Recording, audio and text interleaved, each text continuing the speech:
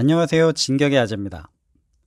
오늘 영상은 북한 공군 주력 전투기이자 세계에서 가장 많이 생산된 전투기 미그 21 이야기입니다. 동해상에서 북한을 정찰하던 EC-121 어랑에서 출격한 미그기 포착. 미그 17이겠지. 여기까지 못 오거든. 어라? 그런데?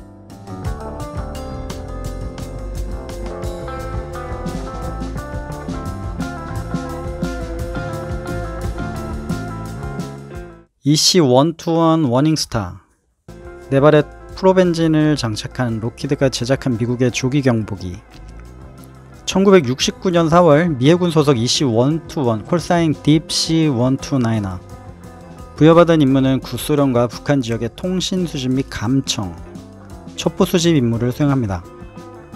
소련 지역의 임무를 마치고 북한 지역으로 넘어오는데, 지난 2년간 지속되었던 이 임무, 북한에 아무런 반응이 없어서 오늘도 루틴한 임무가 될 것으로 파악됩니다.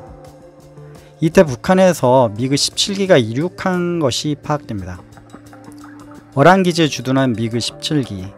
전투행동 반경이 짧습니다. 딥시-129의 승무원들, 미그 17의 존재가 그닥 와닿지 않은 듯 한데, 이 딥시-129는 정찰 활동 보고를 마치고 아웃바운드를 시작한 지 2분 이내 레이더상에서 포착이 상실됩니다. 미그 17로 알았던 북한 전투기는 바로 미그 21이었습니다. 1950년대 초반 구소련의 전투기 개발에 영향을 준 요소, 미공군의 제트 폭격기의 급속한 증가를 꼽을 수 있습니다. 마 0.9급 B-47 폭격기를 미그 19가 겨우 대적할 수 있는 상황에서 보다 성능이 우수한 B-52 폭격기가 등장을 합니다.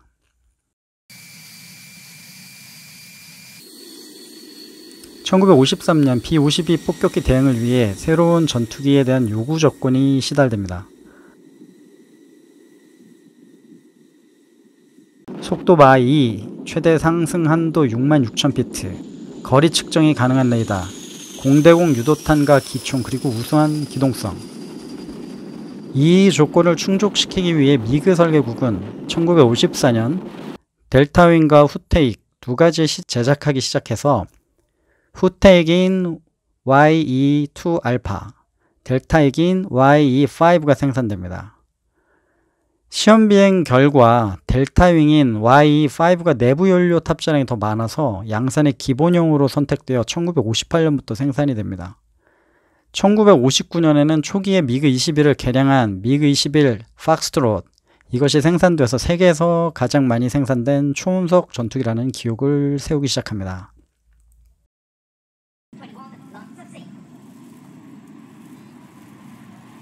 기고 4.5m, 기장 16.6m, 기폭 7.2m, 자중 5200kg, 13670파운드, 최대 이륙 중량이 10,000kg, 22,050파운드, 최대 속도 마 2.1, 상승률 284m/s, 초당 284m로 올라가네요.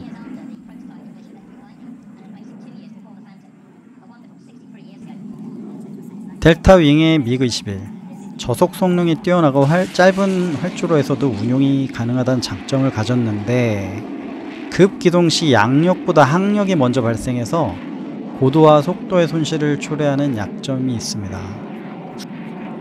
수평선회가 힘든 거죠. 앞으로 삐져나온 피뢰침같이 생긴 것, 그리고 마하권, 바로 미그 21의 큰 특징입니다. 항공기에 의한 공기 흐름을 받지 않으려 앞으로 쭉 나와 있는 동정압 장치, 그리고 사이드로 열리는 캐노피, 이게 뒤에서 열리는 타입도 있습니다. 동체 중간에 연결된 중익형 구조와 델타윙, 이 날개 위에 미그기의 특성, 스톨 펜스 2개가 장착돼서 날개 위에서의 난기류를 어느 정도 잡아줍니다. 비교적 큰 수직꼬리 날개. 엔진을 보면 엔진 열로부터 노즐을 보호하는 이 내부 스킨이 하나, 둘, 한 5개 이상 싸고 있네요. 엔진 열에 의한 노즐 미싱이 옛날에 결함이 좀 있었을 듯 합니다.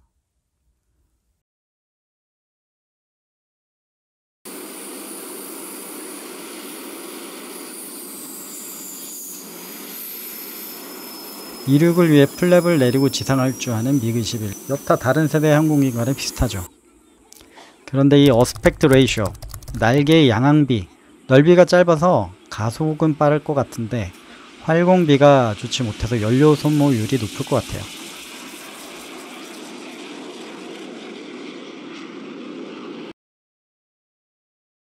엔진 인테이크 속은 이렇게 생겼네요.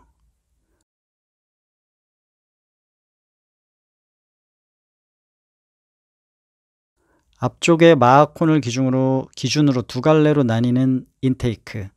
이 미그-21은 미그-15, 17, 19의 설계 개념에서 큰 변화는 없었던 듯 합니다. 그냥 마하콘이 하나 앞에 들어간 거죠.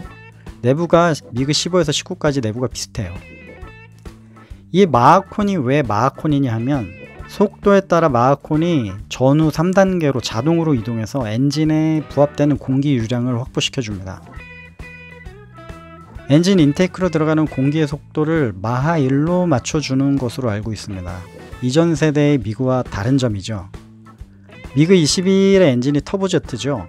지금 세대는 터보팬 엔진을 씁니다.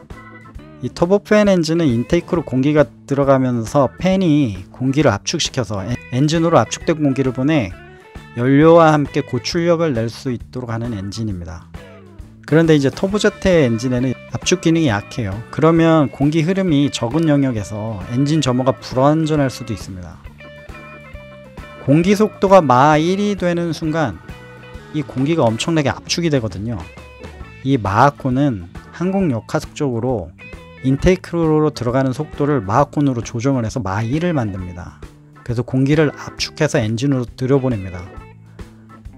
터보팬 엔진의 압축비, 앞에 압축기 역할을 하는 것이죠. 이 대단한 기술입니다. 러시아 항공기술 능력 무시할 게 못 돼요. 항법 장비는 비컨 수신기 정도 가지고 있고, 제이버드라는 탑재 레이더는 탐지거리가 20마일 정도밖에 안됩니다. 처음부터 지상 요격 관제를 받아서 나중에 20마일 이내로 표적이 들어오면 레이더 라콘하고 눈으로 보고 요격을 하는 전형적인 요격 전투기입니다. 사실 이 겉모습하고 내부 그닥처럼 보여요, 미그-21. 그런데 이 전투기 최대 특징은 무엇보다 운용의 용이성에 있습니다. 견고하면서 단순함을 추구하는 구소련 전투기. 항공기 계통이 간결해서 경험이 많지 않은 조종사에게 적합하고 야전 정비성이 좋아서 10분 만에 착륙 후에 재출격이 가능할 정도라고 하네요. 이런 이 미그-21 치명적인 단점이 있습니다. 설계상 대부분의 연료가 항공기의 무게중심 CG, Center of Gravity라고 하는데 앞쪽에 실려요. 연료가 점차 소모되면 이 CG가 점차 뒤쪽으로 이동하게 되죠. 연료가 앞에서부터 줄어드니까. 그러면 항공기의 공력 중심, 공중에서의 중심은 그대로인데 무게중심이 뒤로 움직이면 조종이 불가능한 상태가 빠질 수 있습니다. 항공역학적으로. 그래서 미그-21은 탑재 연료의 30%는 사용을 할 수가 없습니다. 이게 설계 결함인 듯 합니다. 아니면 이 세대의 기체에다가 설계 개념의 항공기를 또 조금 더 크게 만들어서 빨리 만들다 보니 그렇게 생긴 것 같기도 하고요. 전투 행동 반경과 채공 시간에 악영향을 미치는 설계 방식입니다. 그러나 아직도 미그-20을 사용하는 일부 국가들, 허드, 레이더 이런 항정 장비와 무장을 업그레이드해서 사용하고 있습니다.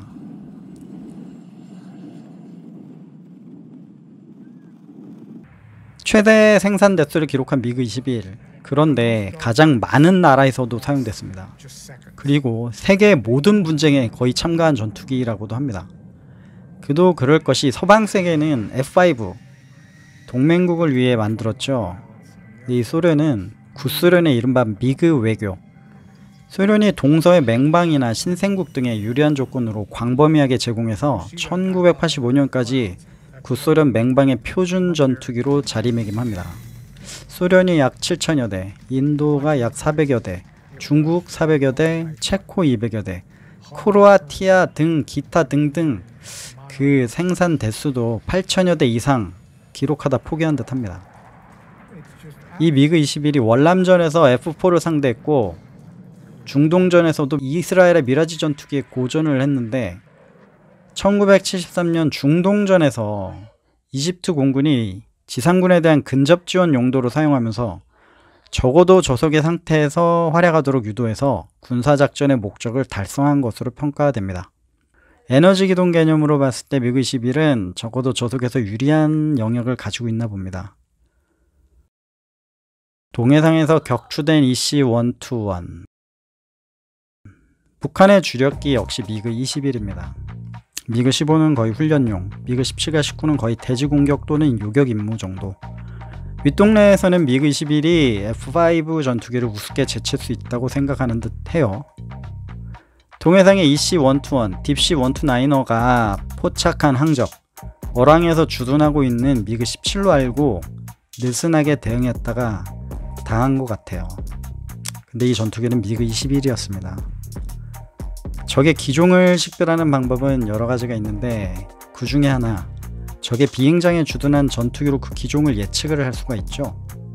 공중에서는 NCTR, 전투기의 반사파를 가지고 E3 Century AWACS가 판단하기도 하는데 적의 비행장과 NCTR, 이것들은 기종 판단의 참조점일 뿐 해답은 아닙니다. 당시 2년간 비슷한 임무를 하던 EC-121, 어랑에 주둔한 전투기를 미그 17로만 인식한 것이죠. 미그 17의 속도와 행동 반경으로 봤을 때 충분히 따돌리고 나올 수 있다고 판단했을 겁니다. 그런데 북창에서 주둔하고 있던 미그 21, 미국의 첩보 위성 몰래 분해해서 지상으로 은밀히 어랑으로 전개해서 재조립해서 상부의 명령을 기다리고 있었던 것이죠. 미그 21, B-51을 요격하기 위해 만들어졌는데 이 프로펠러 기반의 정찰기 정도, 이 정찰기가 따돌릴 수가 없었죠. 들리는 이야기로는 이때 정찰기 레이더의 약점인 하방 탐색 기능을 노려 동해바다를 초저고도로 접근해서 스냅업, 갑작스러운 상승 기동으로 공대공 미사일로 격추했다고도 합니다. 미 해군의 정찰기가 방심한 것이고 윗동네 공군 기만 작전을 잘 수행한 사례이죠. 이 사건이 있기 1년 전에 미 해군의 정보함 푸에블로호가 납북됐었죠. 1년 만에 미국은 또 한 번의 굴욕을 받습니다. 세계 최대 정보 자산을 운용하는 천조국 미국, 이 미국에게 이런 일이 일어나다니. 역사는 나선형으로 반복된다, 유명한 이야기죠. 그런데 2003년 동해에서 비슷한 일이 또 일어납니다. 동해 원거리에서 정찰 임무를 하던 RC-135, 원산에서 이륙한 것으로 보이는 미그 21, 미그 11의 전투행동 반격 바뀌어서 별다른 대응이 필요 없었던 것 같은데 어느덧 옆에 붙어서 RC-135에게 수신호를 하는 미그 조종사, 그 전투기는 미그 29였습니다. 이번에도 속은 미군, 격추했다면 격추된 것으로 보아야 합니다. 나중에 보니 이 미그 29 역시 미 정찰위성 모르게 지상으로 분해해서 원산기지로, 미그 19는 평양 방공을 위해 평양 주변에 주둔하지 원산에는 없는 전투기입니다. 미국의 정보력이 높긴 한데 또 속은 미군, 체면이 말이 아닙니다. 윗동네의 기만작전에 3번이나 당한 셈이죠. 군사작전에서 절대로 방심은 금물입니다. 미그 21을 미그 17로 오인한 EC-121, 미그 19를 미그 21로 오인한 RC-135, 최강 군사력을 상대로 기만작전을 2번이나 성공하네요. 항공기 성능, 미사일 성능, 전투기 대수, 이런 것을 일거에 무너뜨릴 수 있는 것이 군사전략과 작전술의 영역입니다. 이 점을 절대로 간과하면 아니 돼요.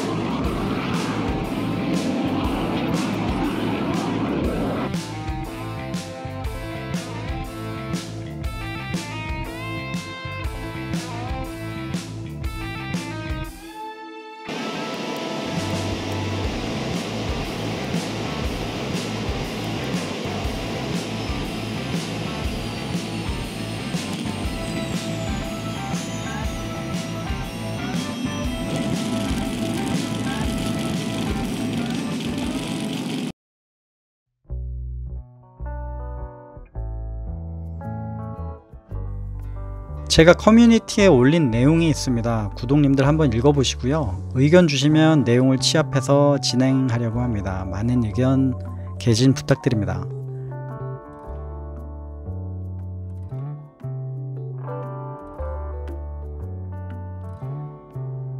오늘 저는 여기까지 진격했습니다. May the force be with you. 항상 건강과 건승이 함께 하시길 기원합니다. 안녕.